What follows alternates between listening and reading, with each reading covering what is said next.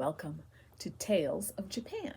Today's tale is A Carp for Kimiko by Virginia Kroll.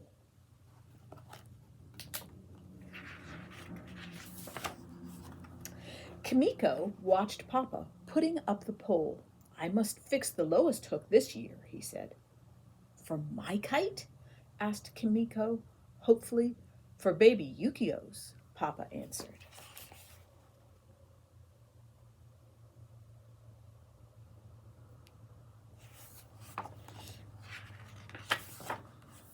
Kimiko ran to the calendar and counted the days. The 5th day of the 5th month would be here soon. She would ask again tomorrow. Kimiko peeked around the door to see them. The fish kites lay flat. Kimiko knew they were saving their energy for the special day. Then they would fight the current, dancing and diving on waves of air against the blue sky and the frothy white clouds.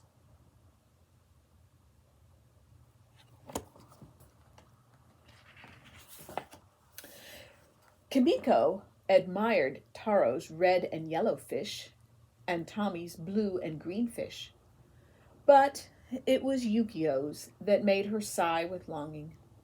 Orange and black and white, she said, the perfect calico carp.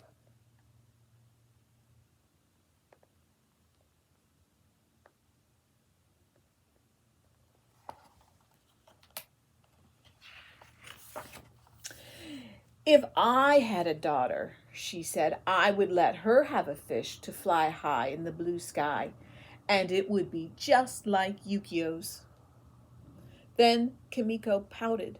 Someday I will have a daughter, but that is much too long to wait.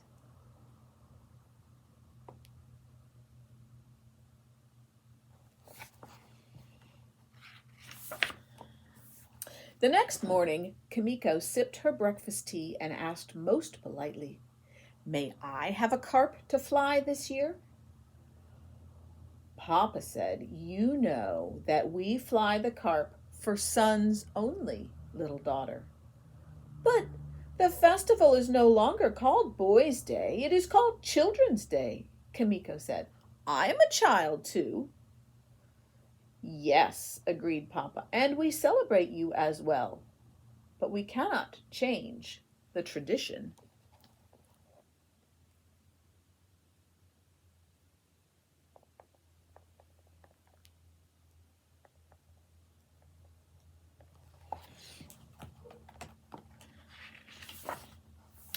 But I am as brave as Taro and as strong as Tommy and much, much bigger than Yukio. Yes, Mama repeated, but that is the tradition. Kimiko frowned and Mama said, Do you remember what March 3rd was just 2 months ago?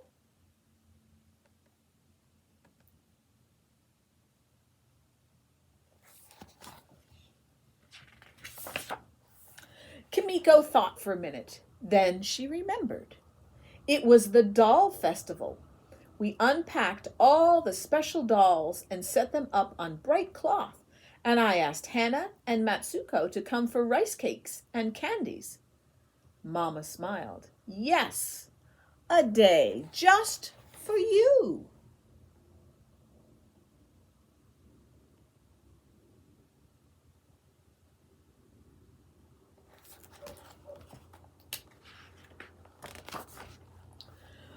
Not absolutely just for me, Kimiko recalled. I shared it with Yukio. Ah, yes, Mama remembered. You let him come to your party, too. Even if he is a boy, said Kimiko. Even if he is a boy, Mama laughed. Mama, asked Kimiko. Yes, little daughter?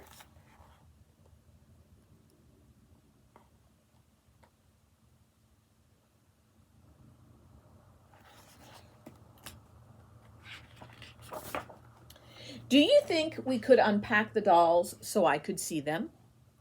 Mama shook her head. You know the tradition, Kimiko. The dolls are not for playing. They are unpacked only once a year for their very special festival. But, Mama, once a year is much too long to wait, Kimiko argued. Mama sighed. You remind me of the carp, Kimiko, always wanting to swim against the current.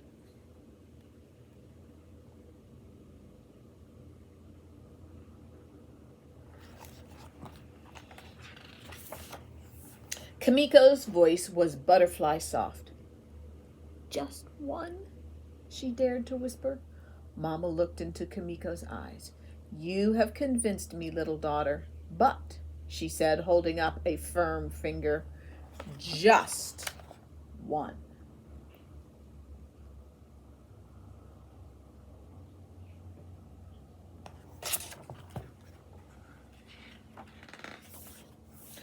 Kimiko bowed. Thank you, Mama. Then she worried a bit. Are we breaking the tradition, Mama? No, little daughter, not exactly. You might say we are merely bending a little. Like I did by sharing my doll festival day with Yukio? Yes, Kimiko, like you did by sharing your day with Yukio, Mama said.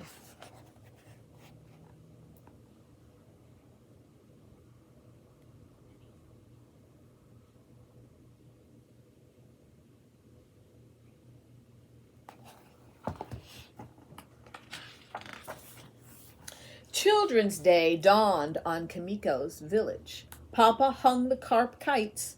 1, 2, 3.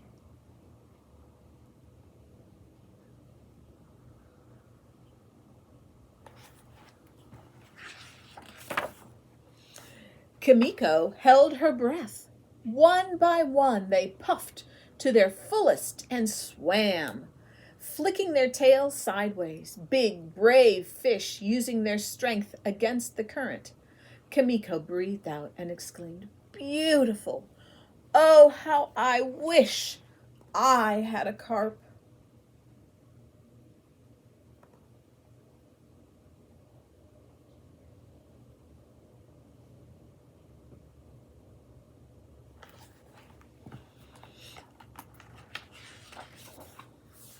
Tommy yelled out, See mine? It is the strongest. Taro shouted, Mine is fullest, see?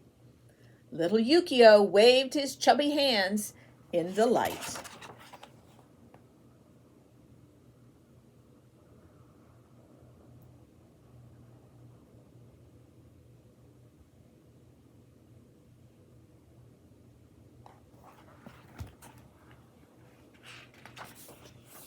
That night, Kimiko closed her eyes to sleep. In her dreams, the colorful carp danced wildly on the wind. When morning came, sunshine crept under Kimiko's eyelids and pushed them awake. Kimiko blinked and blinked again. She saw a bowl of water on a tray, glistening and gleaming. Kimiko's eyes grew wide with wonder. She peered into the cool, clear water, the beautiful fish that boldly bobbed up to the surface, all orange and black and white. The perfect calico carp.